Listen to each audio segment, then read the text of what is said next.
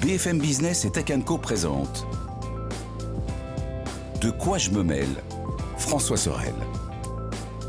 Et bonjour à toutes et à tous, merci d'être là, merci d'être fidèles à De quoi je me mêle, je suis très heureux de vous retrouver.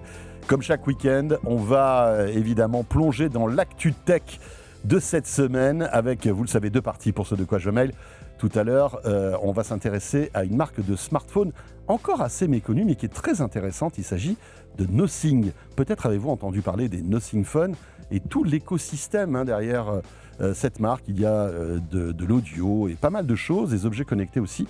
On en parlera tout à l'heure avec le directeur France de Nothing qui viendra nous présenter cette marque et puis aussi nous parler des nouveautés. Je vous rappelle le hashtag DQJMM si vous voulez réagir à tout ce qu'on raconte. Un grand merci d'être là, que ce soit en audio, en vidéo. C'est parti pour De quoi je me mêle. De quoi je me mêle sur BFM Business et Tech Co. Le club de la presse IT, mesdames, messieurs, avec Damien Licata Caruso. Bonjour. Je ne sais pas ce qui m'arrive. Ça a été plus fort que moi. Je sais, c'est impressionnant en tout cas. Je ne m'en suis même pas rendu compte. Quel talent! Ouais, c'est terrible. Chanteur d'opéra, incroyable. Et bientôt le single. Bientôt le single qu'il ne faudra pas acheter. D'ailleurs, qui achète encore des singles? Visiblement. C'est un autre débat qu'on pourrait ouvrir un peu plus tard. Merci d'être là, Damien. Merci à vous. Damien Licata, journaliste au Parisien et spécialisé dans la tech, bien évidemment. Dès que vous lisez un article tech, il y a Damien qui est derrière. Tous les articles tech. C'est ça. Pierre Fontaine est avec nous aussi. Salut Pierre. Bonjour. Notre journaliste maison, c'est notre petit cousin ici à BFM Tech.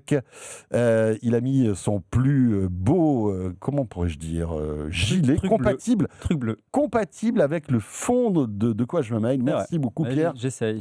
C'est ça Pierre, c'est la perfection. Caméléon, incroyable. Exactement. Voilà, perfection éditoriale, perfection aussi esthétique, etc. On est très heureux. Je prête beaucoup d'importance à mon apparence. Évidemment. Ouais, bien sûr. Rédacteur en chef adjoint de BFM Tech et adorateur du bleu. Mesdames, messieurs, pas mal de sujets intéressants. Tout à l'heure, on va évoquer Google qui refait une petite incursion dans le jeu vidéo. On va parler aussi d'un truc qui s'appelle Maltbook. Imaginez un Facebook où les humains ne parlent pas, mais ce sont les IA qui discutent entre elles. Vous vous dites à quoi ça sert? On va tout vous expliquer. Vous allez voir, il y a quand même une petite raison. Mais pour débuter, on va évoquer un sujet qui vous concerne peut-être si vous êtes abonné à Canal+, qui aujourd'hui, vous le savez, s'est vraiment positionné sur le numérique, avec une application qui est assez plébiscitée et qui n'a rien à envier aux géants de la tech américains, que ce soit les Netflix, les Prime Video, etc. etc. Une appli qui permet de faire plein de choses et qui va être mise à jour. Alors, je ne sais pas qui va commencer, Damien ou Pierre. C'est assez intéressant parce qu'ils vont booster cette appli avec de l'intelligence artificielle. Mon Dieu, que c'est original. Et oui, il fallait qu'ils y passent un moment ou un autre. Donc voilà, on est très loin du décodeur à l'ancienne, effectivement. Et là, on va intégrer tout simplement un agent conversationnel. Techniquement, ça va être finalement un chat GPT auquel on va pouvoir demander, j'ai un petit coup de blues, j'ai envie de me mettre une comédie sympathique française avec un acteur connu. Et je vais lui demander tout simplement comme ça, comme si je parlais à un ami, de me faire une recommandation d'une petite comédie sympa. Et ça va arriver à partir du mois de juin. Et Canal va rentrer dans l'ère de l'IA générative, auquel on est capable de demander à peu près tout ce qu'on veut. Parce Donc, que ça va être à la fois de la recommandation, mais aussi une manière de peut-être de découvrir de nouvelles choses. Parce que les recommandations, ça existe depuis très longtemps, en fait. Dès que vous regardez, je sais pas moi, un James Bond, vous allez avoir derrière des Bruce Willis. Oui, mais des machins, historiquement, on mettait le nom de l'acteur, peut-être un genre. Là, je vais parler à l'appli. Dans un niveau de détail qu'on ne connaissait pas. Là, je vais parler à l'appli Canal, c'est ça, Pierre? Là, effectivement, on passe au langage naturel, donc c'est une interaction beaucoup plus facile. On détaille les différents critères. Et moi, je pense qu'à peu près tout le monde est confronté à ce problème. J'y vois un bon moyen de réduire de manière très importante le temps qu'on passe à choisir le film qu'on va regarder en famille. Généralement, c'est on regarde un film, ok, j'ai une demi-heure pour faire autre chose, parce que le temps qu'on décide. Alors déjà, où on regarde. Non, mais déjà, Canal. Qui prend la télécommande? Mais là, en fait, on va dire, qu'est-ce qu'on veut regarder? Un film, petite comédie sympathique, ok, d'accord, hop. Et après, on propose ça, et en fait, on aura donc, grâce à l'interaction en langage naturel qui est beaucoup plus facile que de scroller pendant des heures dans une interface, on aura une présélection et ensuite on aura cette possibilité d'avoir effectivement sous les yeux les 3 films qui correspondent à l'humeur de à peu près toute la famille, sauf du petit dernier, mais c'est pas grave, on l'écoute pas. Alors on se dit, ouais, ok, bon d'accord, mais c'est quand même assez intéressant parce que ChatGPT arrive dans ce type de service.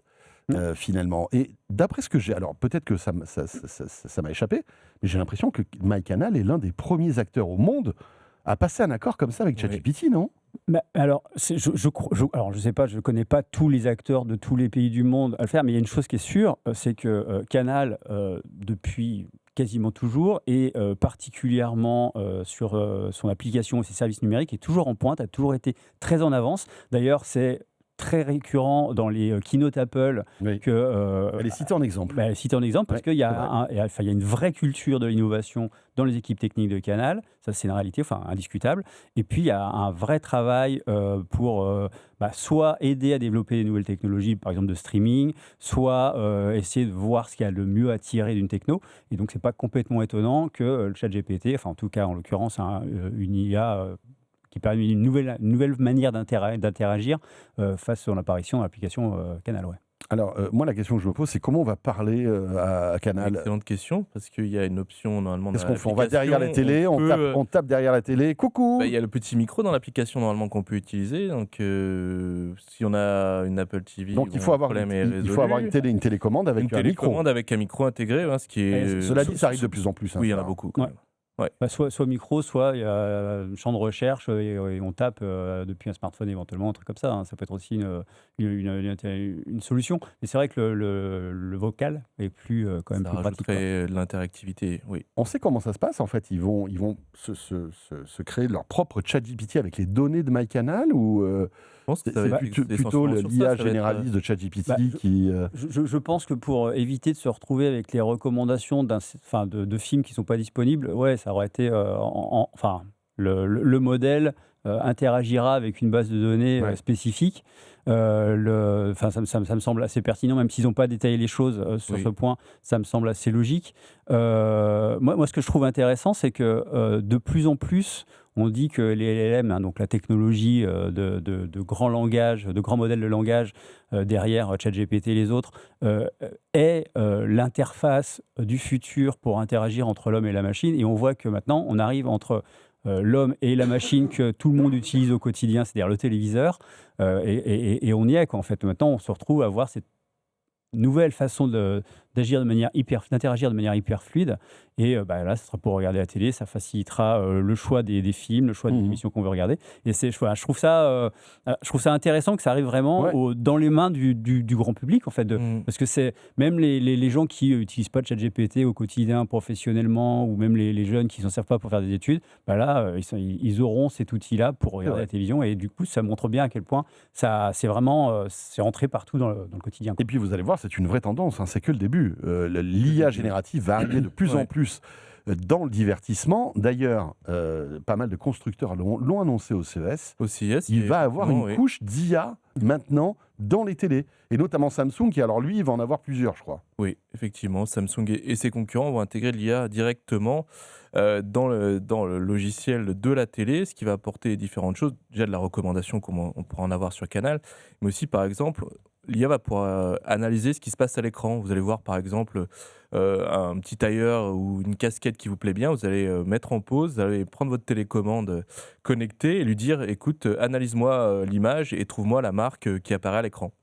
C'est une nouvelle forme de shopping. On sera vraiment dans l'étape d'après du télé-shopping. C'est du Google Lens en quasiment temps réel. Ça sera sur la télé. On pourra dire, écoute, trouve-moi ça, envoie-moi vers le site commercial qui va bien, ou je ne me rappelle plus qui est cet acteur, où est-ce que je l'ai vu. Et trouve-moi qui est ce beau gosse, et où est-ce que je peux le trouver d'autres films où il apparaît. Ok. Mais ce qui est intéressant, c'est qu'une IA générative plus générale aussi, plus générale, c'est-à-dire un peu comme un ChatGPT, arrive sur les télés. C'est-à-dire que si par exemple vous êtes... souvent on fait ça aujourd'hui, on regarde un film, on se dit tiens, ce comédien, je l'ai déjà vu quelque part. Là, on va sur Google, là, vous pourrez interroger la télé pour lui demander justement où est-ce que ce comédien est déjà apparu. Et vous aurez un vrai service de ChatGPT intégré à votre télé. On verra si ça apporte quelque chose, si ça marche. ChatGPT, Perplexity, tous les... Bien sûr, Copilot aussi. Copilot arrive chez Samsung et chez d'autres fabricants. Et c'est rigolo parce que je posais la question au porte-parole de chez Samsung. Je dis, mais si c'est Copilot, c'est ChatGPT. Ah non, on ne peut pas dire ça, etc. Alors que Copilot, c'est ChatGPT. On est d'accord. Mais pas que. Ouais, ils offrent toujours plusieurs modèles. Donc, après, je ne sais pas, en fonction des usages et des supports, peut-être qu'ils prennent d'autres trucs. Ouais. Parce qu'ils cherchent justement à se diversifier. Oui, et puis à sortir en fait de la dépendance, on va dire. De la dépendance de ChatGPT et d'OpenAI. Investi. On revient à Canal parce qu'il y a eu pas mal de choses qui ont été annoncées sur l'IA, et notamment aussi une IA au service des cinéastes. Oui. Qui sera proposé par Canal. Canal va mettre à disposition, donc ils vont certainement payer, parce que c'est assez cher, ce service-là, VO3. Donc ça, c'est Google cette fois-ci. Sa production audiovisuelle, ils pourront, les réalisateurs, les scénaristes, ceux qui en tout cas voudront le faire, parce qu'il y a quand même une levée de bouclier contre l'IA génératif en France. On voit de nombreuses pétitions d'artistes qui dénoncent notamment l'usage des voix artificielles, mais peut-être que si c'est de l'aide à la création, ça passera un petit peu mieux. En tout cas, Canal va mettre à disposition de son réservoir de talent des outils d'IA générative pour les aider dans la construction de leurs films, de leurs séries, pour gagner du temps et surtout, je pense, pour gagner de l'argent et être beaucoup plus efficace. C'est intéressant parce que si on reprend ce que Canal dit, cette IA sera proposée aux producteurs et réalisateurs travaillant avec Canal+, pour prévisualiser des scènes ou réaliser des effets spéciaux impossibles dans la réalité. En fait, ça arrive quand même, hein. C'est-à-dire qu'ils vont faire appel à VO3, peut-être pour certains effets spéciaux. En fait, comme ça a déjà été, c'était pas VO3 en l'occurrence, mais comme par exemple, c'était Amazon qui, pour certaines scènes de sa série, c'était quoi ? C'est David, non, c'est plus, c'est la série plus ou moins biblico-action, là, le titre m'échappe, qui a fait certaines de ces scènes avec une IA générative. Donc effectivement, là, si c'est par exemple pour faire une sorte de storyboard animé ou de rendu de scène, un pré-rendu de scène avant de passer au vrai CGI fait par des humains, peut-être qu'effectivement c'est un bon moyen de fluidifier les choses, de voir si la vision artistique est bonne. Ce que disait en tout cas Canal, c'est que c'était pas quelque chose d'obligatoire et que ça sera réservé qu'aux cinéastes qui sont entre guillemets qui travaillent pour Canal, même si Canal a un poids très important dans le cinéma français, c'est vrai. Et donc tout va être une question, hein, comme tu le disais très bien, Damien, il va y avoir une question effectivement d'équilibre. C'est où est-ce qu'on va ? Est-ce que et jusqu'où on peut aller ? Il faut pas menacer les métiers du cinéma, mais si ça peut faciliter certaines choses, si ça peut accélérer certaines choses sans supprimer des emplois. Après, on sait bien qu'effectivement, quand on déploie ce genre d'outils, c'est aussi pour faire des économies, et que si les économies, souvent, c'est sur le dos d'employés, quoi. Alors, ce qui est intéressant, c'est que Canal dit bien qu'il n'y aura pas de substitution des acteurs. Non, oui. Non, mais c'est important. Ça, c'est la dernière frontière. Il y a quand même des garde-fous. En fait, ne pas le préciser, ça aurait été un très bon moyen de ne plus avoir un seul acteur vivant dans ces productions, quoi. Bien sûr. Donc je pense qu'effectivement, ils ont bien fait de le préciser, parce que là, c'est plus une levée de bouclier, c'est la fin du monde, quoi. Ouais. Et donc intéressant de voir que Canal embrasse l'IA de plusieurs manières. Dernier petit sujet concernant tout cela, c'est en fait la petite rumeur qu'il y a eu suite à cette conférence. Panique même. La petite panique, c'est le partage de comptes et l'augmentation éventuelle des tarifs de Canal. Parce que c'est vrai que dans ce monde où aujourd'hui il est de plus en plus compliqué de partager ses comptes, que ce soit chez Netflix, mais aussi chez HBO, chez Paramount, tout le monde maintenant, Disney aussi, tout le monde met des systèmes de localisation pour que ce soit de plus en plus compliqué de partager son compte en dehors du foyer familial. Il y a eu un moment, une petite rumeur comme quoi Canal allait aussi arrêter le partage de comptes. Et là, la France est arrêtée. Panique à bord.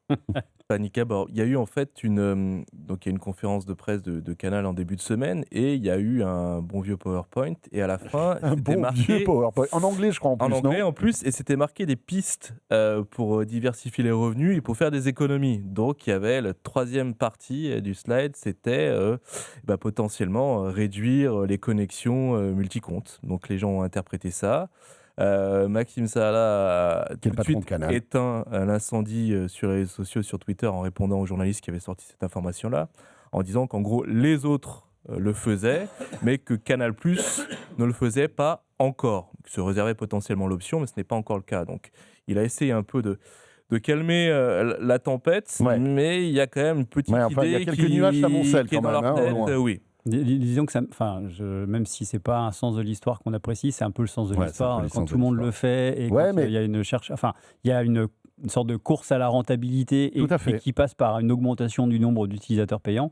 Après, ça pose toujours la question des coûts qu'impliquent un ou plusieurs abonnements, des familles un peu, on va dire, reconstituées quand on a des enfants qui changent vont chez le papa une semaine, la semaine ou même d'après, qui sont etc. étudiants, qui partent à l'étranger ou dans une autre ville. Ça pose beaucoup de questions. Bien sûr. Après, généralement, les Netflix et les autres l'ont dit, c'est quand même des cas qui sont à la marge.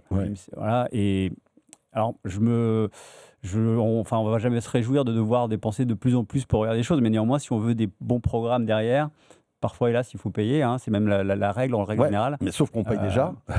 Et est-ce que c'est pas aussi une force pour MyCanal, le fait d'avoir cette un peu liberté des partages de comptes, qui fait qu'ils ont plus d'abonnés?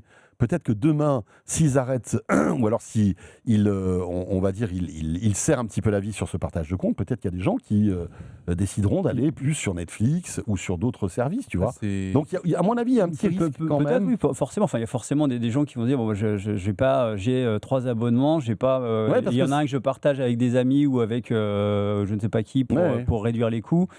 Ça va poser effectivement cette question-là. Il faudra voir ce que ça donne. Il faudra déjà voir s'ils le font. Et il faudra voir ensuite ce que ça donne. Mais économiquement, c'est pas une aberration. Même si ça fait pas plaisir aux consommateurs. Non, c'est clair. Voilà pour cette petite incursion dans le monde de la SVOD qui est hyper intéressante. Je vous propose maintenant de parler d'IA avec ce rachat. Meta qui a racheté Moltbook. Alors vous vous dites, mais de quoi s'agit-il? Je connais Facebook, mais Moltbook, non. En fait, Moltbook, c'est un réseau social des agents IA. C'est une espèce de Facebook où des agents IA discutent entre eux. Et vous dites, à quoi ça sert? On va vous expliquer, mais l'idée, c'est de pouvoir de comprendre aussi ce que sont les agents IA, parce que c'est quand même assez abstrait tout ça, et on va en entendre de plus en plus parler de ces agents IA. Pierre, tu commences et puis après Damien enchaîne. D'accord. Alors, première chose, effectivement, Meta rachète Moltbook et ça témoigne d'une espèce de course à l'échalote au sein de la Silicon Valley où il y a une course au recrutement de tous les talents en IA et il est clair que les 2 personnes qui ont créé Moltbook ont eu une idée originale, une idée de génie qui a permis déjà de créer un buzz assez fou, parce qu'en fait, ils ont pris la technologie de quelqu'un d'autre, la technologie s'appelle OpenClaw, et en fait, ils ont mis ensuite des agents, c'est-à-dire des IA qui sont capables d'agir, de faire des actions pour les utilisateurs humains, et ils les ont mis ensemble alors j'allais dire une arène, sur un réseau social qui ressemble d'ailleurs plutôt à Reddit qu'à Facebook, mais voilà, c'est un forum où ils discutent de tout et n'importe quoi. Je me souviens, les premiers messages qui avaient été postés étaient assez rigolos. C'était mon humain allait se coucher, il m'a dit de faire ça, alors bon, du coup et voilà, et en fait c'était assez drôle de voir des... C'est fascinant de voir 2 machines discuter et d'avoir des discussions qui parfois ont du sens. C'est ça qui est assez intéressant. Après, il y a effectivement les premiers jours de Moltbook, il y avait cette espèce de fascination. On se disait, c'est bon, le Terminator, c'est demain, elles ont plus besoin de nous, elles font leur vie, etc. Et après, il faut aussi reprendre un peu de distance, se rappeler que d'un point de vue de la sécurité, c'est pas forcément fou, se rappeler que c'est des modèles de langage humain qui ont été développés et qui font ce pourquoi ils sont programmés, c'est-à-dire ils discutent entre eux. Et puis l'ironie, c'est qu'ils ont retrouvé à créer des polémiques entre eux qui ressemblaient à des polémiques d'humains. Donc en fait, ils tournaient en rond. C'est complètement normal. Il y avait toujours aussi ce phénomène où tu avais toujours 2 ou 3 agents IA qui prenaient la parole en permanence, qu'on pouvait trouver sur les forums humains. Et tu avais les autres qui observaient, qui étaient comme ça, les passagers de l'histoire. Chacun avec sa personnalité. Exactement, et ça traduisait exactement la personnalité de la personne qui avait créé cet agent-là, et on se retrouvait passif. Et c'est vrai que Meta est venu à acquérir des talents qui ont eu une idée à un moment, qui ont réussi à fasciner et qui maintenant sont reconnus comme ayant créé le premier réseau social des IA, des agents IA. Donc ils ont surtout pris ça au nez et à la barbe d'autres acteurs comme Anthropic avec qui ils ont eu quelques problèmes, et Google. Donc ils auraient pu aller chez quelqu'un d'autre, et finalement ils ont recruté des talents, ils vont les nommer à la direction d'un service. Sachant que la personne qui a créé OpenCloud, donc la technologie qui est sous-jacente à tout ça, a été, embauchée par OpenAI. Ouais. Voilà, donc c'est vraiment, ça témoigne vraiment de cette tendance. C'est vraiment une start-up qui se fait racheter par un gros dans un calendrier un peu plus serré que d'habitude. Mais c'est vrai que les agents IA, alors là, c'est un exemple, je veux dire, presque ludique et un petit peu... on est entre la performance d'artiste et la recherche avancée où on est en train d'observer comment les modèles interagissent. Mais les agents IA, c'est une vraie tendance très très forte. Et qu'on voit déjà dans le quotidien, alors dans le quotidien vraiment tangible, parce que par exemple quand Samsung a introduit ses Galaxy S26, ils ont dit voilà, avec les S24 on a introduit l'IA, l'année dernière on a un peu musclé l'IA, cette année c'est l'IA agentique, c'est-à-dire que maintenant dans nos smartphones on veut qu'il y ait des agents qui gèrent des choses. Et qu'est-ce que c'est un agent? C'est quelque chose qui va agir pour l'utilisateur, c'est ça le problème. C'est un petit assistant. C'est ça, c'est quelque chose une IA en l'occurrence, qui est capable, quand on lui demande, ou de manière préventive ou en amont du besoin, de dire tiens, j'ai vu que tu as pris des billets pour un spectacle, le spectacle c'est demain soir, là tu as un SMS de ton pote qui dit on boit un verre demain soir, c'est pas possible, parce que tu as ton spectacle. Et prévenir ce genre de choses. Et en fait, c'est un peu l'IA, c'est un peu le Jarvis de... C'est un peu, voilà, c'est une IA proactive, c'est-à-dire qu'elle va analyser votre data et votre données et essayer d'interagir avec vous pour améliorer votre expérience. Tout à fait, qui donc facilite en amont les choses pour que les gens puissent déléguer certaines tâches et la gestion du calendrier. Et puis aussi, par exemple, on lui dit, je sais pas... tiens, j'aimerais bien c'est l'anniversaire de ma femme demain soir, j'aimerais bien que tu réserves une table dans ce restaurant, machin, et fait en ligne. Et l'IA fait sa petite tambouille dans son coin, et quand elle arrive au moment de payer, elle demande est-ce que tu valides? Hop, je valide, et c'est fait. Ouais. Donc c'est en fait c'est ça. Est-ce que c'est pas encore un fantasme ça? Parce que tous ces exemples-là, je suis désolé, mais ça fait un moment qu'on en entend parler. En fait, c'est un fantasme parce qu'il faut des partenariats derrière. Il faut que une forme de, c'est pas forcément des API, mais il faut que l'IA soit en capacité, qu'il soit capable d'interagir avec le service. Alors quand c'est un site web, c'est relativement facile. On prend le cas d'Uber, il faut que Uber, en fait, que l'IA puisse se connecter spécialement à Uber pour pouvoir en fait avoir cet échange et dire tiens, réserve-moi Uber. Que l'IA ait un pouce pour appuyer sur la commande, mais techniquement c'est très difficile à faire pour nous, un humain. Effectivement, tu lis quelque chose, c'est-à-dire que l'IA soit elle est capable de lire ce qui apparaît sur l'écran. Là, on y arrive progressivement. Et soit elle est capable d'interagir directement avec le service de commande du service qu'on sollicite.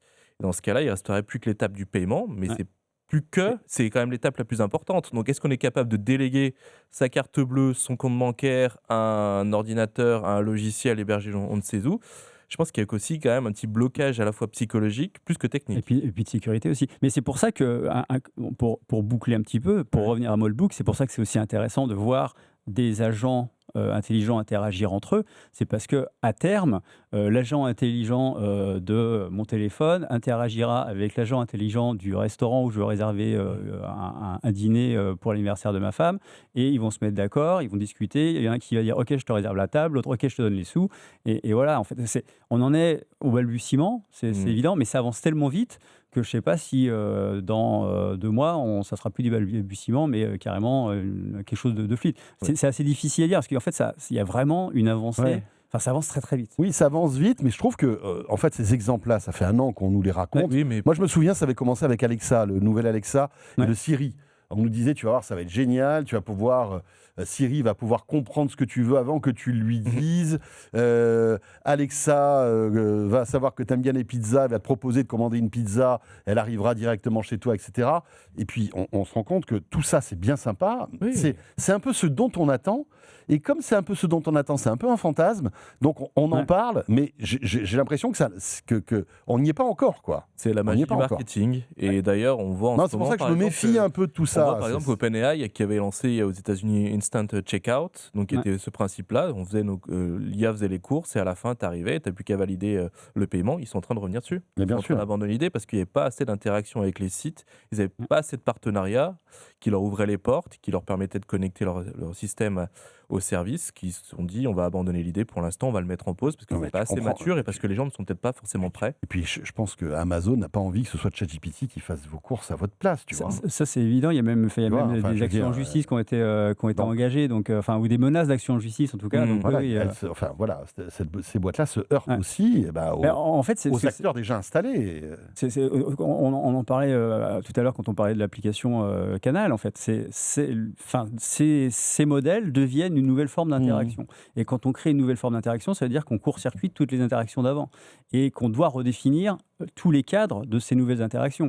D'un point de vue, effectivement, de la pertinence des informations qui sont échangées entre les deux éléments quand on discute avec un service via ChatGPT, mais aussi la sécurité, parce qu'il faut qu'il y ait la sécurité des données, il faut qu'il y ait la sécurité du paiement, il faut qu'il y ait tout un établissement de zones de confiance. En fait. Ouais, c'est clair. Et ça ne se fait pas en 2 jours, c'est sûr. Mais techniquement, les choses avancent très vite. Je vous propose maintenant, puisqu'on est dans le futur, d'y rester avec une usine incroyable en Chine. C'est Xiaomi qui fabrique ces voitures, et je crois que ça arrive aussi dans les téléphones, des usines qui sont, on va dire, peuplées non pas d'humains, mais de robots humanoïdes qui remplacent en fait les tâches des humains. Et ce qui est incroyable, c'est que ça marche 24/24 dans la pénombre. Sans pause pipi. Sans pause pipi, sans problème de mal de dos ou de je sais pas quoi, etc. Parce que ces robots-là, à part les recharger, et bon, de temps en temps, ils doivent péter un petit boulon, tu vois, faut qu'elle le dire. Oui, mais ça se répare, tu vois. Effectivement. Mais bon, voilà, ils discutent pas, ils sont toujours d'accord. On fait des économies d'électricité parce que vous n'êtes même pas obligé d'allumer la lumière, étant donné qu'il y a les capteurs partout. On se retrouve avec ces dark factories qui sont quand même assez impressionnantes, moi je trouve. C'est dingue. Il y a des vidéos sur le web où on voit en fait ces grands couloirs d'usines d'assemblage où on voit que des étincelles et il fait nuit, en fait, parce que les robots n'ont pas besoin de lumière. Et ça marche 24/24. Oui, enfin, tant qu'il y a besoin de produire, oui. Alors, il y a effectivement les robots humanoïdes, pour l'instant, ne sont pas encore dans des dark factories. Les dark factories, elles ont été mises en place, si je me souviens bien, c'était pour la génération 14 des téléphones Xiaomi. C'est-à-dire, et effectivement, là, c'est des lignes de production comme on peut les imaginer pour des smartphones. C'est là qu'ils avaient développé des choses assez intéressantes. C'était très modulaire, c'était des blocs qui étaient mis à la chaîne les uns des autres pour créer des smartphones. Et effectivement, vu que tout était automatisé, généralement, elle était dans le noir et elle s'allume que quand il y a quelqu'un qui vient vérifier que la machine fonctionne bien, quand il y a une panne éventuelle, etc. Effectivement, le concept de Dark Factory, c'est des usines où il n'y a tellement pas d'humains qu'on n'a pas besoin de lumière au quotidien. Les robots humanoïdes, pour l'instant, c'est réservé aux voitures et effectivement, c'est seulement sur certains postes où il y a un gain à utiliser des robots humanoïdes, même si je pense qu'il ne faut pas se voiler la face, c'est aussi beaucoup encore une phase de test et aussi de la com. De la com, bien sûr. Parce que le patron de Xiaomi l'a dit, le plus gros défi qu'avaient ces robots, c'était de tenir la cadence. Ouais. Donc on en est encore là. Là, ils posaient essentiellement des écrous sur des modules qui devaient être ensuite fixés. Alors je ne sais pas quelle partie de la voiture c'était parce que je suis vraiment nul en voiture. Mais donc ils faisaient des tâches très répétitives qui pour un humain seraient complètement débilitantes. Hein, voilà. Peut même être fait par un autre robot. Il n'y a pas forcément besoin que le form factor soit de l'humanoïde. Et finalement, mais parce qu'en fait, ils bougent assez peu, ils se retournent, ils prennent quelque chose dans une caisse, des caisses qui sont remplies d'écrous par des humains qui viennent les poser, on le voit sur les vidéos. Et en fait, ce qui est intéressant, c'est que c'est à la fois une expérimentation, une démonstration et puis de la communication. Mais en tout cas, ça montre il y a quand même une motricité assez fine, alors même s'ils ne vont pas très vite et qu'ils galèrent. Ils galèrent. Hein. Si vous êtes avec nous en vidéo, il y en a un là, franchement. D'ailleurs, en fait, il faut lui mettre à jour une firmware. Dans la vidéo, ce qui est rigolo, c'est qu'il y a deux robots. Il y a deux robots, il y en a un à gauche et un à droite, et il y en a un qui a un score de 100% et l'autre qui a un score de 98% à la fin, parce que effectivement, il y a un moment, il a mis un écrou n'importe comment, et voilà. Est-ce que c'est de la motricité fine? Un enfant de 3 ans serait capable de le faire, mais un robot, c'est encore très difficile à gérer. Voilà. Et c'est vrai qu'on ne se rend pas compte, mais pourtant, c'est une tâche toute bête. Mettre un écrou dans une vis. Pour le robot, c'est d'une complexité incroyable. Et pour nous, c'est inné. C'est ça qui est incroyable. On apprend à le faire très jeune, en tout cas. On vient de loin, parce qu'il y a encore 2-3 ans, un robot était incapable de faire ça. Non, là, le computer vision a beaucoup progressé. Ouais. Et on parle beaucoup d'IA intégrée dans les robots. Et la partie la plus intéressante, finalement, là, c'est toute la phase d'apprentissage qu'il y a derrière. Parce que là, pour l'instant, le robot continue d'apprendre en permanence, accumule de la donnée pour la prochaine génération de robots, qui, elle, le fera parfaitement. Parce que il y a eu ces 3-4 derniers mois, il y a eu beaucoup d'actu assez intéressantes en provenance de Chine, où ils font en fait des écoles pour robots. Où en fait des humains, alors je prends un des exemples qui était donné, c'est des humains qui montrent à un robot comment plier un t-shirt. Donc il plie, le travail de l'humain, c'est de plier des t-shirts pendant X heures dans sa journée pour que le robot apprenne par réplication de mouvement à faire la même chose. Et donc en fait, ce qui est un truc qui est intéressant, c'est qu'il y a grosso modo 2 grands enjeux dans la robotique. Il y a l'entraînement, compréhension du monde, compréhension de là où je suis, de ce que je dois faire. Et puis après, il y a toute la partie robotique qui demande des actuateurs, des petits moteurs, des articulations très très fines. Et ça aussi, ça demande des progrès. Et là, c'est ce qu'on voit, c'est que la précision des gestes et presque la sensibilité du toucher des robots est suffisamment avancée pour qu'ils soient capables de dire là j'ai bien pris un petit écrou dans ma main et je suis capable de le poser. Et ce qui est quelque chose c'est là qu'il faut on parlait un peu tout à l'heure de fantasme, c'est là aussi qu'il faut prendre la distance par rapport aux fantasmes qu'on a des robots avec Terminator et autres, c'est qu'il faut une somme de travail colossale pour arriver à des robots qui sont capables de, entre guillemets, savoir quand ils ont pris un écrou et de le poser comme il faut. Ouais, c'est clair. Et tout ça, évidemment, nous fait un petit peu rêver parce qu'on se dit que demain, peut-être qu'on aura ce type de robot à la maison qui ira nous chercher notre café. Attention aux assiettes de mamie. Vider le lave-vaisselle, le remplir, enfin toutes les tâches qu'on n'a pas envie de faire. Peut-être que dans quelques années, en tout cas, c'est ce que dit Elon Musk et tous ces gens-là. Hein. Ils estiment que dans quelques années, les robots à la maison, ce sera une réalité. Hein. Un petit robot qui vous fait la cuisine, faut voir. Oui, alors le problème c'est ça fait aussi, il faudra voir, il y a encore beaucoup, on a vu, il y a plein de robots qui ont été d'ailleurs représentés en début d'année au CES qui font des progrès, mais ils le font, comme par exemple quand on leur demande de vider un lave-vaisselle ou de cuisiner quelque chose, ils le font avec une telle lenteur. Oui. Que pour l'instant, pour l'instant, ça va nous rendre prépare-moi le dîner, on part le matin, prépare-moi le dîner et on revient le soir, c'est fini quoi. Non, mais c'est une question toujours de progrès, de conception des robots et d'arriver ensuite à leur donner une forme de conscience. Alors pas conscience au sens philosophique, mais conscience de leur environnement, de ce qu'ils doivent faire, de ce qu'ils doivent faire, et de comment réaliser leur mission et accélérer la cadence. D'ailleurs, c'est ce que vous voyez sur la vidéo qu'on vous montre derrière si vous êtes avec nous. C'est une vidéo qui a été accélérée 2 fois, parce qu'autrement on s'endort en fait en regardant la vidéo, ce qui n'est pas l'objectif. Mais c'est amusant de comparer, parce qu'on voit qu'il y a un humain qui est là pour mettre des choses dans les caisses et les donner, et on voit que ces mouvements sont humains, c'est-à-dire fluides, il le fait sans y penser, et le robot c'est « Oh, j'ai réussi à prendre la caisse !» Et non, mais c'est intéressant. Et il y a vraiment de quoi faire wouhou. Mais c'est de voir qu'effectivement, on n'est pas encore sur le moment de se faire piétiner par Terminator, heureusement. Mais voilà. Bon, en tout cas, ça progresse vite tout ça. Eh bien, merci beaucoup à tous les deux, Pierre Fontaine de la rédaction de BFM Tech et Damien Licata-Caruso qui représente le Parisien. On se retrouve à la fin de ce De quoi je mène pour quelques minutes bonus supplémentaires, vous le savez, comme chaque semaine. Et dans un instant, on va découvrir une marque que vous connaissez, Pierre et Damien, c'est Nothing. Bien sûr. C'est assez intéressant, on va dire l'histoire de Nothing, d'autant que c'est sans doute l'un des constructeurs européens, l'unique constructeur européen de smartphones, finalement. Oui. Il y en a d'autres, Il y en a quelques autres, mais qui sont moins connus. Moins connus.